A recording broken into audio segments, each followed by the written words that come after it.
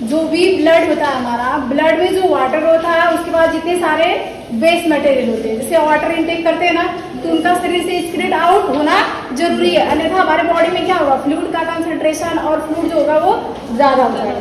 ठीक है, तो इसलिए जरूरी है कि हमारे बॉडी का फ्लूइड बैलेंस रहे, इसलिए यूरिन बन के फॉर्मेशन होकर के शरीर से बाहर होना जरूरी है। ठीक ना, तो यूरिन का फॉर्मेशन किस तरीके से होता है ये चीज ध्यान से देखो।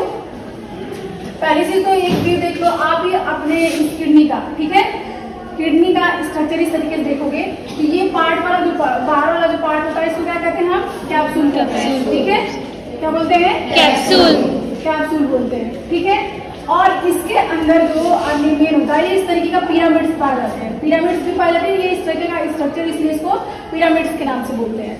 ठीक है, और इस पिरामिड्स के बाद इधर जो माइनर कैलिक्स, मेजर कैलिक्स, फिर यहाँ पे आपका स्पेस होता है। ठीक है, और यहाँ पे जो आपका यूरिन का फॉर्मेशन होता है इसके अंदर होता है, ये जो आपके पिरामिड्स होते हैं, इस पिरामिड्स में बहुत सारे नेफ्रॉन छोटे छोटे पाए जाते हैं।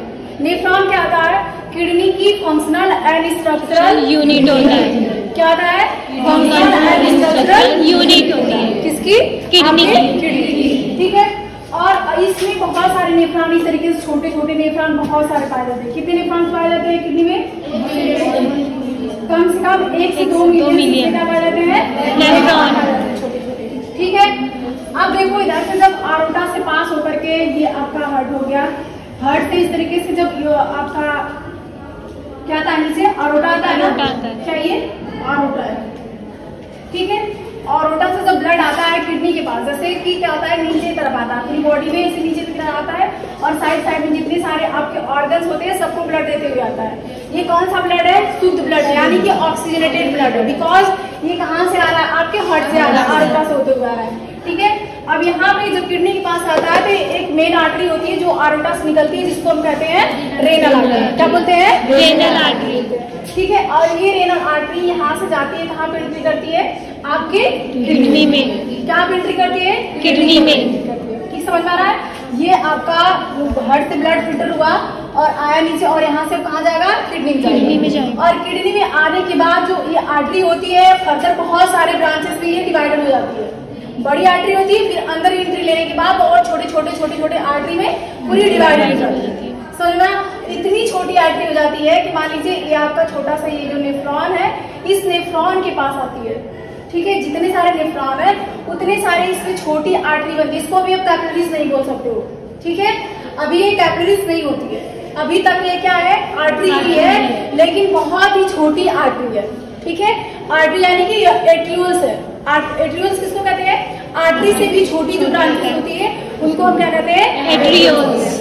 ठीक है, अब देखो ये आर्टरियोल्स होता है, यानी कि आपकी जो ये आर्टरी आई थी ब्लड लेकर के, अब इतने सारे ब्रांचेस में ऐसे से डिवाइड होकर के ये पूरे हर एक नेफ्रॉन के पास, मान लीजिए ये आपका एक नेफ्रॉन है तो इस नेफ्रॉन के पास ही एंट्री करती है। ठीक है, ये नेफ्रॉन है, और सारे नेफ्रॉन इस तरीके से ला करके यूरिन वो करके यहाँ पे कैलिक्स के अंदर डालते हैं। यहाँ पे जो किडनी के अंदर ये खाली स्पेस होता है थोड़ा सा, क्योंकि सबसे पहले यूरिन हर एक पिरामिड से बन करके यहाँ आकर के कलेक्ट होता है। कलेक्ट होने के बाद फिर नीचे यहाँ पे कहाँ आता है, आपके यूरेटर में आता है। ठीक है, यहाँ पे पहले क्या आता है, यहाँ से सारी जगह यूरिन का फॉर्मेशन होता है, फिर यूरिन बनने के बाद यहाँ पे कलेक्ट होता है।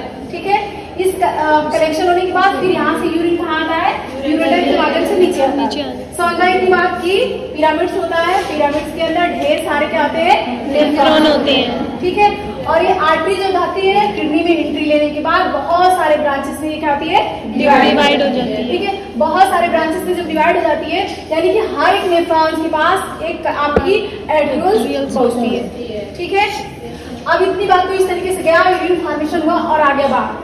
ठीक है, ये बड़े बड़े चीजों में था। अब इस चीज को अगर जूम करके देखा जाए कि यूरिन का फॉर्मेशन अगर इतने में होता है तो किस तरीके से होता है। ठीक ना, ये क्या होता है, यूरिन का फॉर्मेशन यहाँ पे होता है। ठीक, कितनी बात हो गई, ब्लड आया आरोटा से, फिर यहाँ पे एंट्री किया। ठीक है, ये तो शुद्ध ब्लड है, बट किस तरीके से शुद्ध है, इसमें ऑक्सीजन है, गैस के तौर पे क्या है, शुद्ध है। लेकिन ये अभी क्या है, इसमें से भी एक्सक्रीट करना है, क्या चीज, बेस मटेरियल जो सॉलिड और लिक्विड फॉर्म में है। जस्ट लाइक आपका सोडियम, पोटेशियम, कैल्शियम क्लोराइड, ये हो गया आपका यूरिक एसिड हो गया, अमोनिया हो गया, ठीक है, लैक्टिक एसिड हो गया, ये और वाटर हो गया, ये सारी चीजें भी क्या पड़ी हुई है आपके जो है ब्लड के, ठीक है। अब ये एंट्री क्या समझ गए ना, रेनल आर्टरी होती है दोनों साइड, ये एंट्री करेगी पिरामिड के पास जाएगी, सारे नेफ्रॉन्स के पास जाएगी, ठीक है।